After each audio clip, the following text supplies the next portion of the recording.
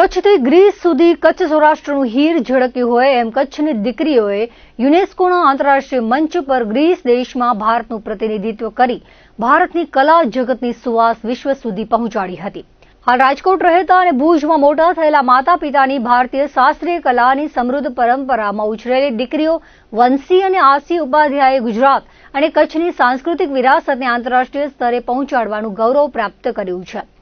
જાણીતા ભરતનાટ્યમ કલાકાર મીરાબેન તેમજ સુગમ સંગીતના પ્રતિષ્ઠિત કલાકાર નિગમ ઉપાધ્યાયની પુત્રીઓ એવી વંશી અને આશીએ તાજેતરમાં ગ્રીસના એથેન્સ ખાતે યોજાયેલા ચોથા world festival of Indians dance નામના આંતરરાષ્ટ્રીય કાર્યક્રમમાં ભારતનું પ્રતિનિધિત્વ કર્યું હતું.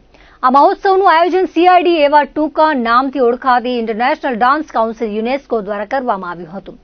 વિશ્વભરના પ્રતિષ્ઠિત શાસ્ત્રીય નૃત્ય કલાકારોને એકત્રિત કરનારા વિશ્વકક્ષાના નૃત્ય મહોત્સવમાં ભારતીય નૃત્ય પરંપરાની વૈવિધ્યસભર અને સમૃદ્ધ સંસ્કૃતિનું પ્રદર્શન કરવામાં આવ્યું હતું.